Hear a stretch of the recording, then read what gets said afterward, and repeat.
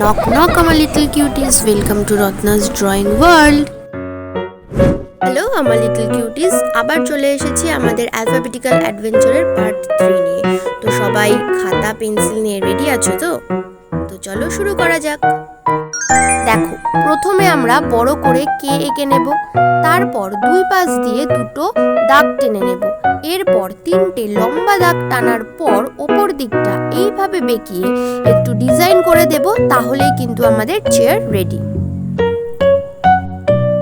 দুটো এল পাশাপাশি বসাবো, এরপর আর নিচের দিকটা জুড়ে দুই দিক থেকে দুটো দাগ জুড়ে দিলেই আমাদের বুক রেডি।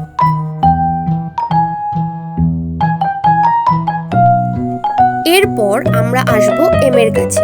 আচ্ছা, তোমরা কি বুঝতে পারছো যে আমরা এম দিয়ে কি ড্র করছি? যদি বুঝতে পারো তাহলে চটপট কমেন্টে লিখে আমাকে জানাও।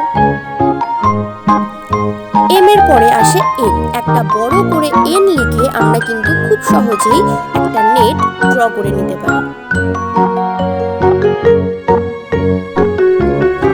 ও লিখে তার মাথায় ছোট বৃন্ত এঁকে তার পাশে ছোট্ট একটি পাতা করে দিলেই কিন্তু আমাদের অরেঞ্জ রেডি। ও এর পরে আসে পি।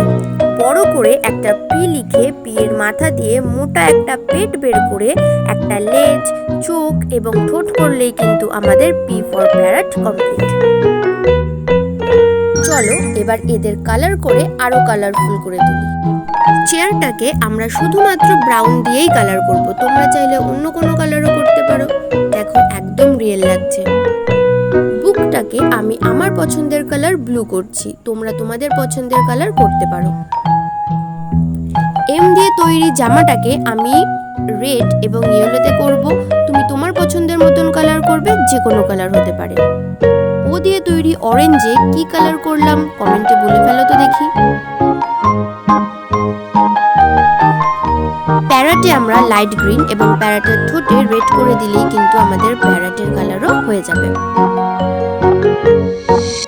আজকের ভিডিওটা যদি তোমাদের ভালো লেগে থাকে তাহলে ভিডিওটি লাইক করতে এবং চ্যানেলটি সাবস্ক্রাইব করতে ভুলবে না। আর সবচেয়ে ইজি তোমাদের কোন ড্রয়িংটা লেগেছে অবশ্যই কমেন্টে আমাকে জানাবে এবং ভিডিওটি তোমার বন্ধুদের সাথে অবশ্যই শেয়ার করবে, যাতে পরবর্তী অ্যাডভেঞ্চার আমরা একসাথে করতে পারি।